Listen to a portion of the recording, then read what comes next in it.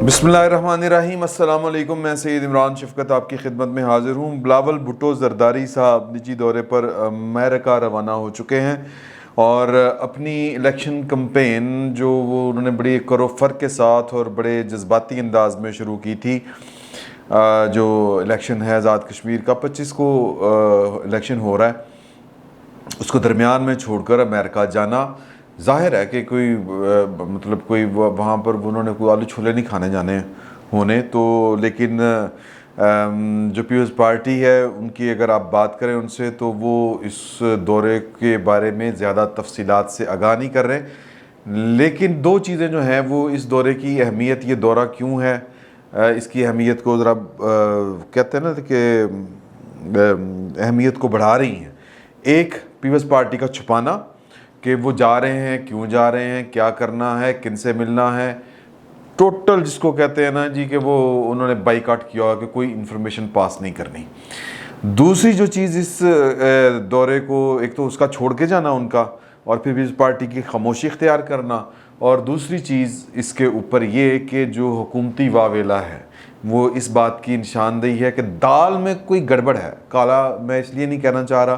कि चलें काला ही करें, दाल में कुछ काला है। काला वैसे यहाँ पर बैठता नहीं है, लेकिन कोई चक्कर है, क्योंकि आप वज़ीर दाखिला हों, वज़ीर ख़ारजा हों, फिर वो क्या कहते हैं वज़ीर इत्तलात हों, इमरान ख़ान साहब के जो वो सियासी मुशीर कह लें, जो हैं वो एडवाइज़र टू पॉलिटिकल अफेयर्स,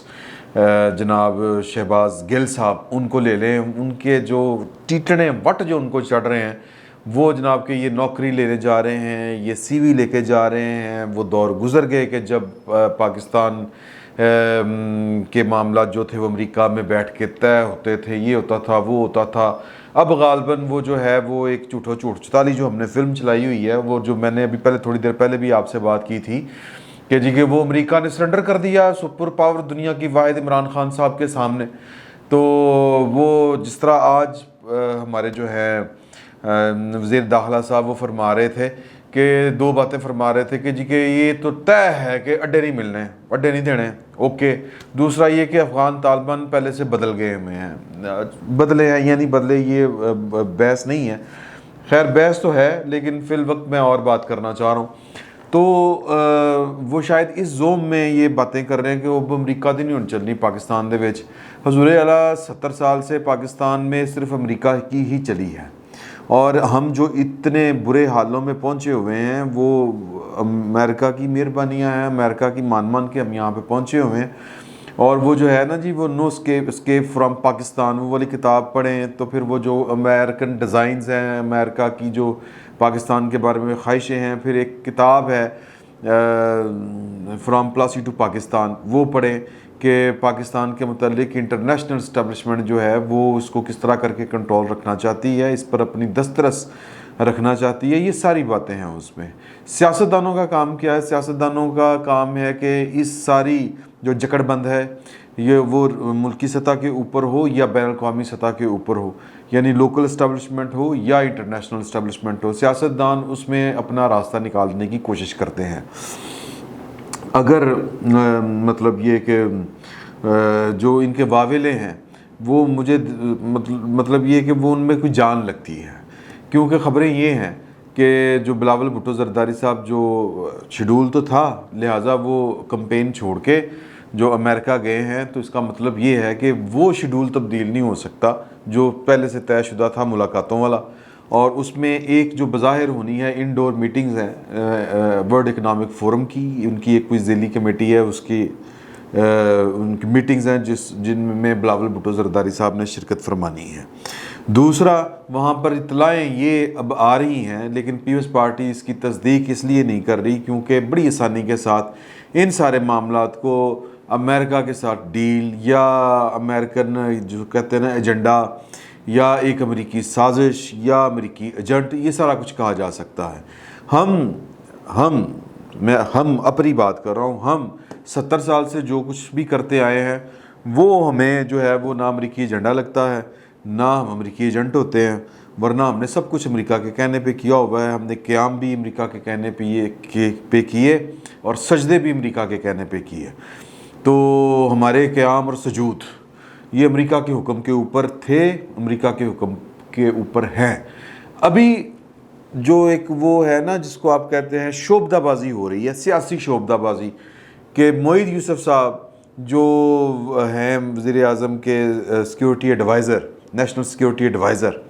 वो उनके बकौल के अमेरिका ने हमसे अड्डे नहीं मांगे और हम अड्डे नहीं दे रहे,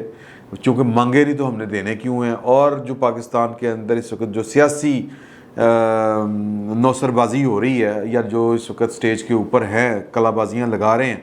वो एवं कही जा रहे हैं साढ़े को अमरीका ने हमने अड्डे नहीं देने, हमने अड्डे नहीं देने। तो वो मायदा जो परवेज़ मुशर्रफ साहब के दौर में हुआ था वो अभी तक इंटैक्ट है, ये बातें अंदर की हैं। तो लिहाजा पीपल्स पार्टी जो है वो कोशिश कर रही है कि जो कुछ करना कराना है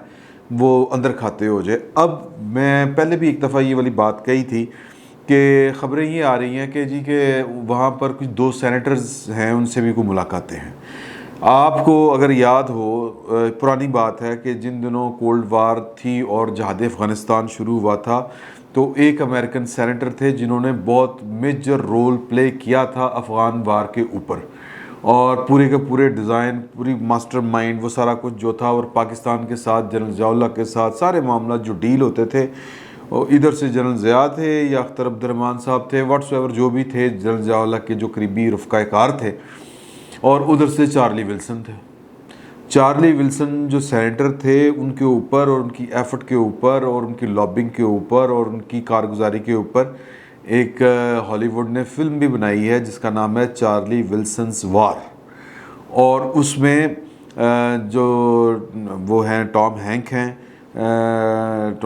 हैं और कौन है जी, जूलिया रॉबर्ट्स हैं और ओमपुरी हैं। जूलिया रॉबर्ट्स ने ओमपुरी ने जो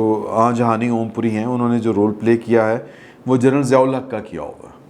तो वो अगर आप फ़िल्म देखें, 2007 में ये रिलीज़ हुई थी, बड़ी मज़े की फ़िल्म है, उसको गौर से देखें आप, तो उसमें आपको पता चलेगा कि अमेरिका किस तरह चीज़ों को टैकल करता है, डील करता है, और सिस्टम क्या है। मतलब ये कि वो हर ताले की चाबी एक नहीं होती वहाँ पर हर ताले की अलग-अलग चाबी होती है, मास्टर की नहीं होती। तो सेनेटर्स क्या रोल प्ले करते हैं, अमेरिकन सेनेटर्स, ये जॉन कैरी और लूगर बिल, वो कैरी लूगर बिल सेनेटर्स थे अगर आपको याद हो, और उन्होंने पाकिस्तान की जो इमदाद थी उसके ऊपर ताला लगा दिया था। प्रेसलर तरमीम में एक दफ़ा आई थी, अगर वो आपको याद हो, तो वो हमारी इमदाद बंद कर दी गई थी सारी की सारी। और इसी तरह मामलात हैं। और जो फिर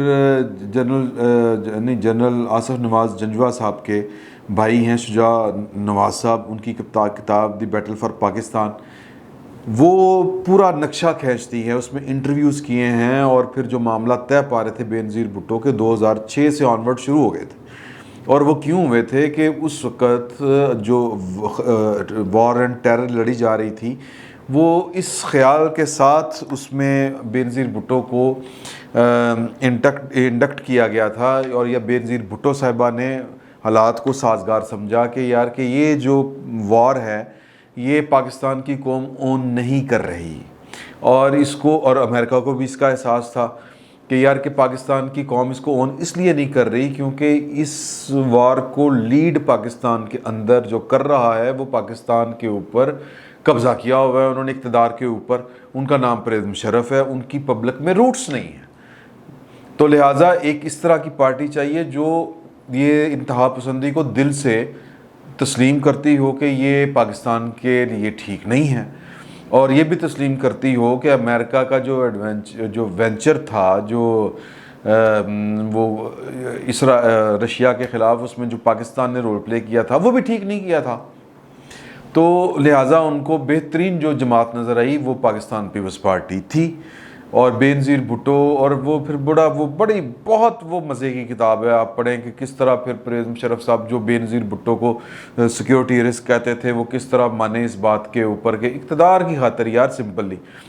लेकिन वो चकमा दिया गया उनको इक़्तिदार से। फिर बेनज़ीर भुट्टो ने चलता किया, वर्दी उतारनी पड़ी उनको, और फिर नए कियानी साहब जो थे वो नए चीफ़ ऑफ आर्मी स्टाफ बने, और फिर हर चीज़ रिवर्स की गई। आपको याद होगा कि जनरल कियानी साहब ने इक़्तिदार या इक़्तिदार ही है, यानी उन्होंने कमांड संभालते ही पाकिस्तान आर्मी की, उन्होंने पाकिस्तान आर्मी को स्टेप बैक किया हर जगह से, जहाँ जहाँ पर वो थी उसको वापस किया। और फिर वो इवन के ISI के पॉलिटिकल जो विंग को भी उन्होंने कह लें कि एक्टिवली, पता नहीं ख़त्म तो नहीं कह सकते, लेकिन उन्होंने उसको कह लें कि वापस कर दिया कि यार एक्टिव रोल प्ले नहीं करना आप लोगों ने वापस। इसी तरह जिन इदारों में फ़ौजी थे उसकी वजह ये थी कि ट्रस्ट डेफिसिट बहुत बढ़ चुका था पाकिस्तान की कौम और फ़ौज के दरमियान, और बड़े हालात ख़राब थे, और ये उनका बड़ा वाइज डिसीजन था। तो खैर पीपल्स पार्टी बेनज़ीर भुट्टो के मतलब जान से जाने के बावजूद फिर नीचे लड़ाई हुई कि बेनज़ीर भुट्टो ने वो जो बिट्रे किया था, वो मायदा जो परवेज़ मुशर्रफ के साथ हुआ था, अमेरिका को भी उसके ऊपर गुस्सा था कि ये क्या है कि मतलब जो हमने डील करवाई उसके मुताबिक चलें। लेकिन बहरहाल वो चीज़ें फिर उस तरह से नहीं चलती, क्योंकि वो कहते हैं कि ना अमेरिका खुदा है और ना ही परवेज़ मुशर्रफ साहब खुदा थे और ना ही बेनज़ीर भुट्टो थी। तो चीज़ें वो अल्लाह पाक के अपने, वो वल्लाहु खैरुल माकिरीन, अल्लाह ताला की अपनी तदबीरें होती हैं। तो मामला तो उस तरह से चले। तो हमारे पास 70 साल, 71 साल, 74 साल पाकिस्तान की जितनी हिस्ट्री है उसमें अमेरिका का पाकिस्तान की पॉलिटिक्स और पावर पॉलिटिक्स में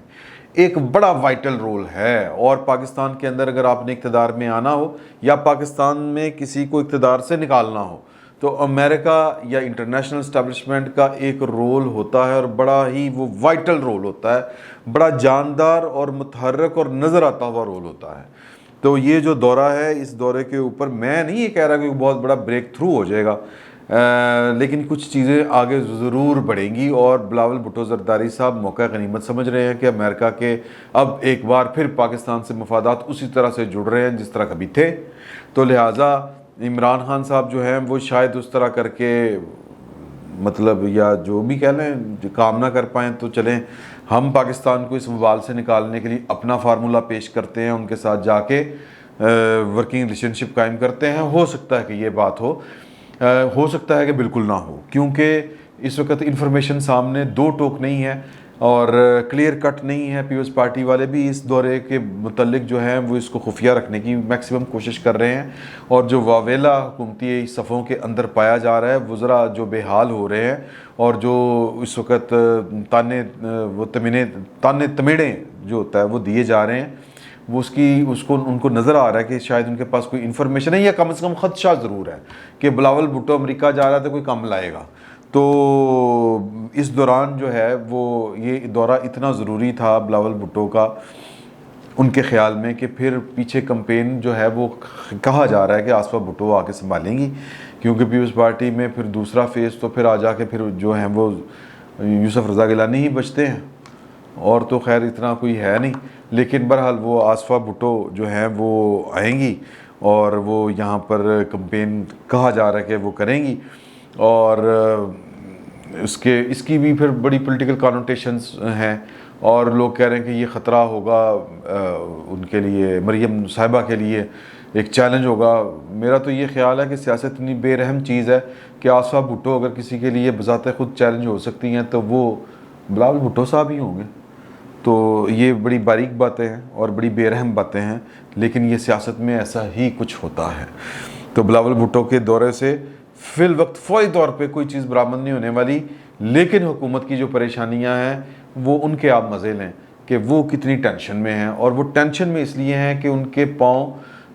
मुअल्लक हैं, ज़मीन पर नहीं है। ज़मीन पर पाँव उसी हुकूमत के होते हैं जिसने डिलीवर किया हो। इमरान खान साहब और उनके वज़रा और उनकी काबीना के सारे खौफ इसीलिए हैं और वसवसे उनके दिलों में इसीलिए आ रहे हैं कि उन्होंने डिलीवर कुछ नहीं किया, और उनको पता है कि वो बेवज़न हो चुके हैं। एक हल्की सी फूंक, एक तेज़ आंधी चली, सियासी आंधी की बात कर रहा हूँ, तो हुकूमत ने धड़ाम से गिर जाना है, और यही बस टेंशन है उनको। फिल वक्त इतना ही। बहुत बहुत शुक्रिया आपका।